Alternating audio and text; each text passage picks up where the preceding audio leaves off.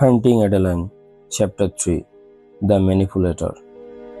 এভাবে আমার শুক্রবারের রাত কাটবে আমি কখনো ভাবিনি।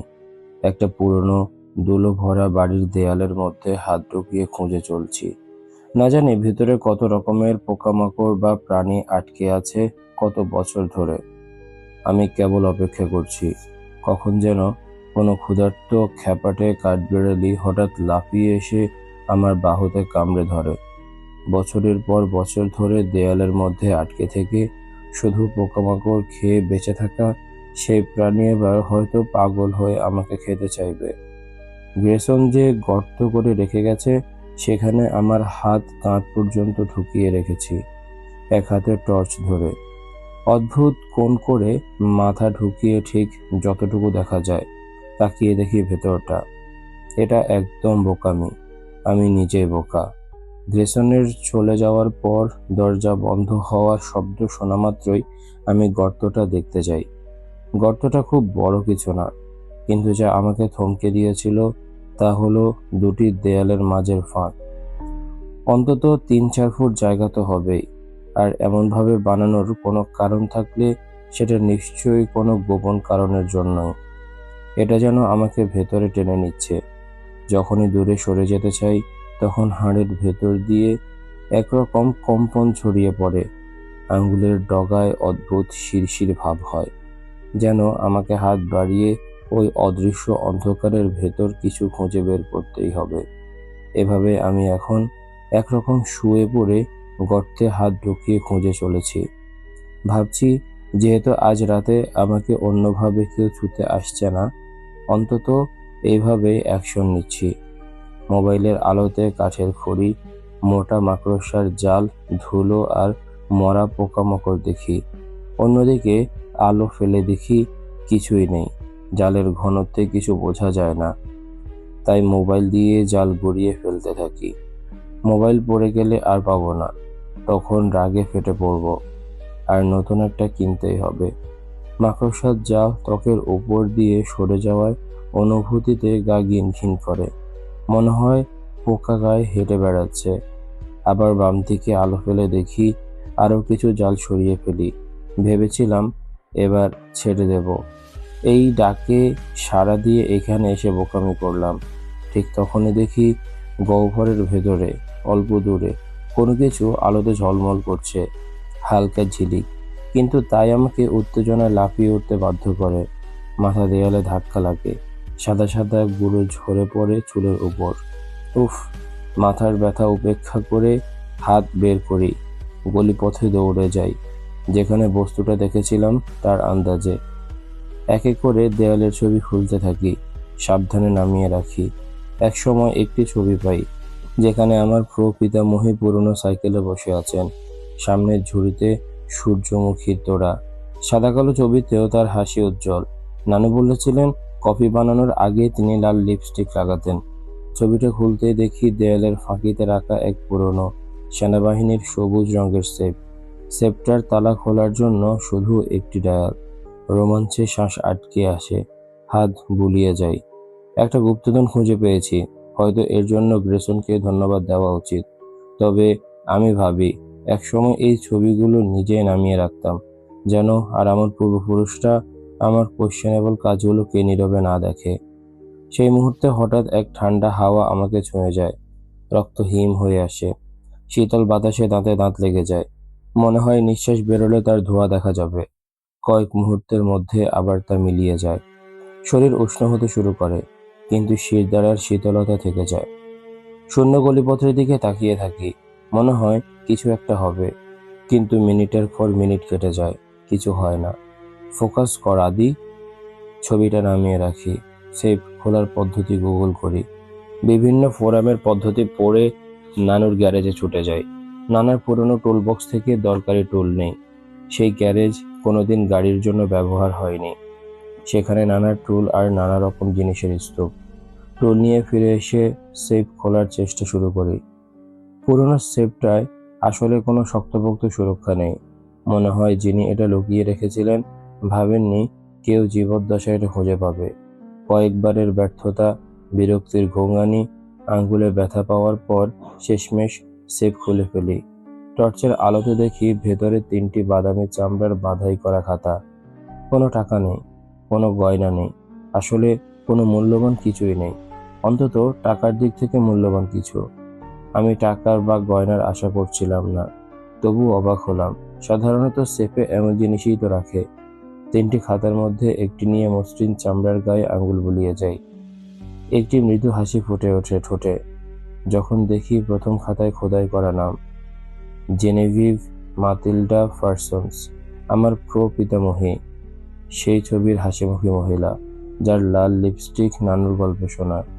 নানু বলতেন তিনি গিগি নামে পরিচিত ছিলেন, বাকি 2টি খাতাতেও একই নাম। এগুলো নিশ্চয়ই তার ডায়েরি। অবাক হয়ে নিচু রুমে ঢুকে দরজা বন্ধ করে খাটে বসি, পা গুটিয়ে। প্রতিটি খাতার চারপাশে চামড়ার দড়ি বাঁধা, বাইরের পৃথিবী মিলিয়ে যায়। আমি প্রথম খাতা হাতে নেই, দড়ি খুলি। ভেতরে এক একটি পৃষ্ঠায় মেইলি অক্ষরে লেখা দিনের নোট, প্রতিটি পৃষ্ঠার নিচে ঠোঁটের ছাপ, লাল লিপস্টিকের চুম্বন। তিনি মারা যান আমার জন্মের আগেই, কিন্তু নানুর মুখে তার গল্প শুনে বড় হয়েছি। নানু বলতেন তার তেজি স্বভাব আর খোলা মন পেয়েছিলেন মায়ের কাছ থেকে। ভাবি, নানু কি জানতেন এই ডায়েরিগুলোর কথা? তিনি কি কখনো পড়েছিলেন? যদি সত্যি তিনি ততটা উন্মুক্ত এবং বুনো হতেন, তবে এই ডায়েরিগুলোর ভেতরে কত গল্প লুকিয়ে আছে কে জানে। মৃদু হাসি দিয়ে বাকি 2 খাতার প্রথম পৃষ্ঠার তারিখ মিলিয়ে নেই, যেন শুরু থেকে পড়া যায়। তারপর আমি সারা রাত জেগে পড়ি, প্রতিটি এন্ট্রির সাথে অস্থিরতা আর অজানা ভয়ের আঁচ গায়ে মাখতে। নিচতলা থেকে আসা একটি ধাক্কার শব্দে আমার ছেঁড়া ঘুম ভেঙে যায়। মনে হয় যেন মস্তিষ্কের গভীরে কোনো ঘন কুয়াশা থেকে আমাকে হঠাৎ টেনে বের করে আনা হলো। চোখ মেলে তাকাই বন্ধ দরজার দিকে। পিকে ছায়াময় অবয়বটার চোখ স্থির করে রাখি যতক্ষণ না আমার মস্তিষ্ক বুঝে উঠছে ঠিক কি শুনেছিলাম। হৃৎপিণ্ড অনেক আগে বুঝে গেছে। বুকের ভেতর দ্রুত ধক করছে, গলায় হাওয়ার শিরশিরে ভাব নিয়ে আসে, ঘাড়ের পেছনের লোম খাড়া হয়ে যায়, পেটে অদ্ভুত অস্বস্তির গিঁট বাঁধতে থাকে। কিছু সেকেন্ড পর হঠাৎ বুঝতে পারি আমি যা শুনেছি সেটা আমার সামনের দরজা বন্ধ হওয়ার শব্দ। ধীরে উঠে বসি, কম্বলের নিচ থেকে পা বার করি। অ্যাড্রেনালিন রক্ত ছুটে বেড়াচ্ছে। আমি পুরোপুরি জেগে গেছি এখন। কেউ আমার বাড়ির ভেতরে ঢুকেছিল। শব্দটা যে কোনো কিছু হতে পারত বাড়ির মাটির ফাঁক ঠিক হওয়ার শব্দ, বা হয়তো কোনো ভূত প্রেত রাতের বেলায় মজা করছিল। কিন্তু যেমনভাবে তোমার মন বলে দেয় আজ কোনো অঘটন ঘটতে চলেছে, আমার ভেতরের সেই অনুভূতিটাই বলছে কেউ কিছুক্ষণ আগে আমার বাড়িতে ছিল। হয়তো সেই লোকটাই যে দরজায় ধাক্কা মেরেছিল। নিশ্চয় তাই না? খুব বেশি কাকতালীয় হবে যদি কেউ 1 মাইল হেঁটে ম্যানরে এসে দরজা কড়া নাড়ে আর চলে যায়। এবং এখন তারা আবার এসেছে, যদি তারা আসলেই কখনো চলে গিয়ে থাকে। হাত পা কাঁপতে বিছানা ছেড়ে উঠি। ঠান্ডার ঝাঁকুনি গায়ে বয়ে যায়, ত্বক কাটার মতো দাঁড়িয়ে যায়। কাঁপতে ফোনটা তুলে নেই, হালকা পায়ে দরজার কাছে যাই। আস্তে দরজার ল্যাচ নামাই এবং খুলতে কোকিলের মতো কিঞ্চিৎ শব্দ বেরোয়। এই দরজার কবজায় 3 ম্যানের তেলের প্রয়োজন যতটা, তার চেয়ে বেশি দরকার লায়নের সাহস। আমি পাতার মতো কাঁপছি, কিন্তু কোনো ক্রমে কাউকে আমার বাড়িতে অবাধে ঘুরে বেড়াতে দিতে চাই না। সুইচ অন করি, কয়েকটি বাতি দপ করে জ্বলে ওঠে। ঠিক যতটুকু আলো দেয় তাতে ছায়ার ভেতর থেকে কল্পনার দানবদের চোখ জ্বলজ্বল করে ওঠে। সিঁড়ির দিকে এগোতে থাকলে মনে হয় দেয়ালের ছবিগুলো থেকে চোখের দৃষ্টি আমার পিঠে খচখচ করছে।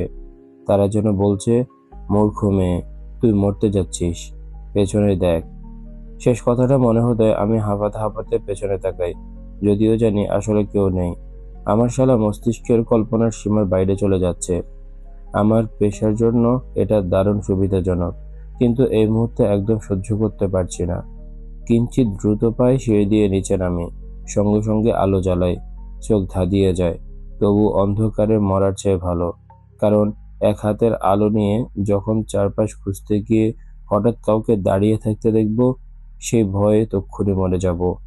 এক মুহূর্তে কেউ নেই, পরের মুহূর্তে হ্যালো, আমি তোর খুনি, ধন্যবাদ না।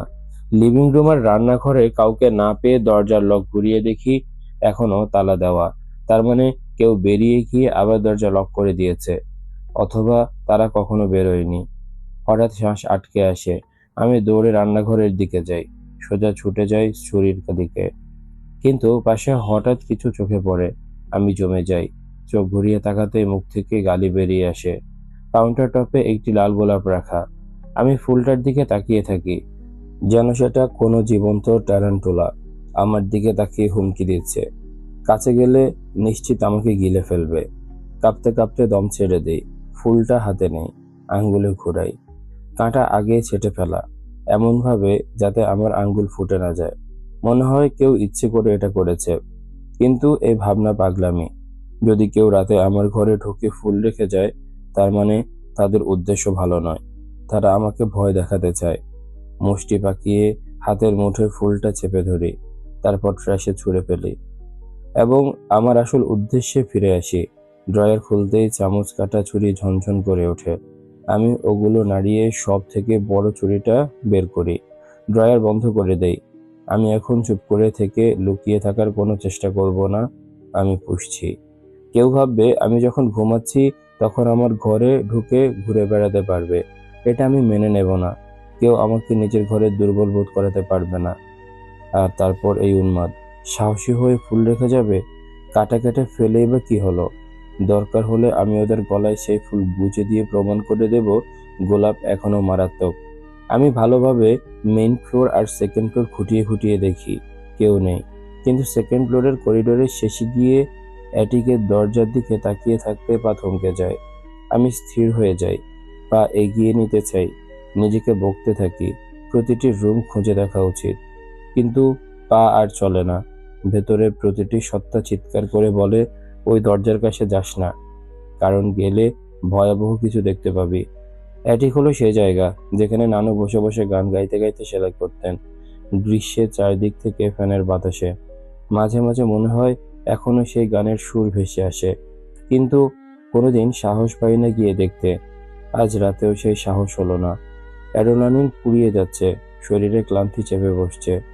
হতাশ শ্বাস ফেলে পা টেনে আবার নিচে নামি। গ্লাসে পানি নিয়ে একটানে খেয়ে ফেলি, আবার ভরে নিয়ে খাই। তারপর আইল্যান্ডের সামনে বার স্টুলে বসে পড়ি। ছুরিটা এবার নামিয়ে রাখি। কপালে হালকা ঘাম জমেছে। ঠান্ডা মার্বেলের উপর কপাল রাখতেই গায়ে ঠান্ডা শিরশির স্রোত বয়ে যায়। লোকটা চলে গেছে, কিন্তু শুধু আমার ঘরে নয়, আজ রাতে সে আমার মাথার ভেতরেও ঢুকে গেছে, ঠিক যেমনটা সে চাইছিল। গত রাতে কেউ আমার বাড়িতে ঢুকে পড়েছিল। মুঠোফোনটা কানের পাশে কাঁধে চেপে ধরে বলি। অন্যদিকে চায়ের মগে চামচ নেড়ে দেই। মৃন্ময় মগের সাথে টং টং করে শব্দ হয়। দ্বিতীয় কাপ কফি চলছে, তবু মনে হচ্ছে চোখে যেন বিশাল পাথর ঝুলে আছে। পাপড়িগুলো এই যুদ্ধে হেরে যাচ্ছে। গত রাতে ওই গুপ্তভাবে ঢুকে পড়া সে ব্যক্তি চলে যাওয়ার পর আর ঘুমাতে পারিনি। রাতের অন্ধকারে পুরো বাড়ি একবার ঘুরে সব দরজা জানালা তালা দেওয়া আছে কিনা চেক করে নেই। সবগুলো জানালা দরজা আগ থেকে তালা দেওয়া ছিল। এটা বোঝার পর আরো অস্থির লাগতে শুরু করে। যদি সব বন্ধ ছিল, তাহলে ওরা ভেতরে ঢুকলো কিভাবে, বের হলোই বা কিভাবে? অপেক্ষা কর, কি বললি? কেউ তোর বাড়িতে ঢুকে পড়েছিল? দায়া চিৎকার করে ওঠে। হ্যাঁ, ছোট করে বলি, ওরা আমার রান্নাঘরের কাউন্টারে একটা লাল গোলাপ রেখে গেছে। নীরবতা। দায়া পিয়ারসনকে কোনোদিন এমন নিস্তব্ধ হতে দেখিনি। কিন্তু এইটুকুই তো নয়, গত রাতের নরক যন্ত্রণার মধ্যে এটি শুধু সবচেয়ে খারাপ। আর কি হয়েছে? ওর গলা তীক্ষ্ণ হয়ে ওঠে। গ্রেসন একটা বিশ্রী মানুষ। ও যখন আমার গলার ত্বকের গর্ত খুঁজতে খুঁজতে জিভ চালাচ্ছিল, তখনই কেউ দরজায় ধামধাম করে আঘাত করতে শুরু করে। আর সত্যি বলছি, আঘাতটা ছিল ভয়ঙ্কর। আমরা গিয়ে দেখলাম কেউ নেই। ধরে নিচ্ছি এই নতুন বন্ধুই করেছে। তুই সিরিয়াস? আমি বাকিটাও বলি। গ্রেসনের বাজে ব্যবহার, ওর মুডি হয়ে দেওয়ালে ঘুষি মারা এবং ওর নাটকীয় প্রস্থান নিয়ে কিছুক্ষণ ক্ষোভ জারি। তবে সেই সেপ আর ডায়েরিগুলোর কথা বলি না। আমি এখনো পুরোপুরি বুঝে উঠতে পারিনি কি পড়েছি, কিভাবে সেই রোমাঞ্চকর নিষিদ্ধ প্রেমের গল্প পড়ে রাতে কেউ আমার বাড়িতে ঢুকে পড়লো। আজকেই আমি আসছি, দায়া ঘোষণা শুরু বলে। আজ আমাকে পুরো বাড়ি পরিষ্কার করতে হবে রেনোভেশনের জন্য। আমি বিরক্তির সাথে বলি, শুধুমাত্র ভাবতে ক্লান্তি এসে যায়। আমি সাহায্য করব, সঙ্গে সঙ্গে ডে ড্রিঙ্ক করব, যাতে কাজ একঘেয়ে না হয়। আমার মুখে হালকা হাসি আসে। দায়া সবসময় আমার জন্য একজন দারুণ বন্ধু। মিডল স্কুল থেকে ও আমার সেরা বন্ধু। গ্র্যাজুয়েশনের পরেও যোগাযোগ রেখেছি, যদিও আমরা আলাদা কলেজে গিয়েছিলাম। আমাদের জীবনে গত কয়েক বছর দেখা হতো শুধু ছুটির দিনে আর একবার করে বার্ষিক হরর মেলায়। আমি 1 বছর পর কলেজ ছেড়ে দিয়ে লেখালেখিতে মন দিয়েছি, আর দায়া কম্পিউটার সায়েন্সে ডিগ্রি নিয়ে বের হয়েছে। তারপর কোনোভাবে হ্যাকার গ্রুপে ঢুকে জনগণের পক্ষে দাঁড়িয়ে সরকারের গোপন কথা ফাঁস করে দিতে শুরু করেছে। ও পৃথিবীর সবচেয়ে বড় ষড়যন্ত্র তত্ত্ববিশ্বাসী। কিন্তু ও যা খুঁজে বের করে তা এত প্রমাণসহ যে এগুলোকে তত্ত্ব বলা যায় না আর। তবুও আমাদের দুজনের কাজই আমাদের জীবনে বেশ স্বাধীনতা দিয়েছে। অন্যদের চেয়ে আমরা ভাগ্যবান। তোর জন্য ভালো লাগছে, দেখা হবে শিগগির বলেই কল কেটে দেই। দীর্ঘশ্বাস নেই, দৃষ্টি চলে যায় আইল্যান্ডের উপর রাখা সেই ডায়েরিগুলোর দিকে। আমি এখনো প্রথম খাতাটা শেষ করিনি। পড়া চালিয়ে যাওয়ার ভয় পাচ্ছি। প্রতিটি শব্দে, প্রতিটি পৃষ্ঠায় আমি গিগিকে প্রত্যাখ্যান করতে চাই, তবে ঠিক ততটাই তাকে হতে চাই। Diary, 22 April 1944। সে আবার ফিরে এলো। আমি সাহস করে বলতে পারি যে সে না আসলে আমি মরে যেতাম। জন কাজে চলে গেল, আর সেরাও কি স্কুলে গেল। বাড়ি খালি হওয়ার মুহূর্তে আমি জানালার পাশে অপেক্ষা করতে লাগলাম। আমার সবথেকে প্রিয় মুহূর্ত এটা। জীবন্ত বোধ করতে হয়। এবার সে ঘরে ঢুকে পড়ল। সে যখন ঢুকলো তখন আমি থমকে গেলাম। সে কি করবে তা ভেবে ভীত, কিন্তু তার পরবর্তী পদক্ষেপের জন্য আশঙ্কায় যখন সে তার মুখের সম্পূর্ণ রূপ আমার কাছে প্রকাশ করলো, ছায়া তার মুখের কোনো অংশ ঢাকতে পারল না। আমার নিঃশ্বাস আটকে গেল। সে সুন্দর, নীল চোখ দুটি টিমটিম, চোয়ালের রেখা শক্ত, আর নেই চাই, অনেক বড়। সে আমার কাছে এলো, তবুও কথা বলল না। আমি ইচ্ছে করে হাত বাড়িয়ে দিলাম তার দিকে, কিন্তু সে আমার হাতের চুল স্পর্শ করলো, হাসলো, আর তারপরে চলে গেল। আশ্চর্যভাবে আমি বিশ্বাস করি যে সে আসবে। বুকের মধ্যে ঝমঝম গেল। তাকে ফিরে আসার জন্য অনুরোধ করতে লাগলাম, কিন্তু নিজেকে থামিয়ে নিলাম। সে ফিরে আসবে। এই ছিল তৃতীয় চ্যাপ্টার। কেমন লেগেছে তোমাদের কমেন্ট করে জানাও। দেখা হচ্ছে পরের চ্যাপ্টারে। ততক্ষণ পর্যন্ত সবাই ভালো থাকো, সুস্থ থাকো। আজকের মতো আমি তারিফ এখানে বিদায় নিচ্ছি। আল্লাহ হাফেজ।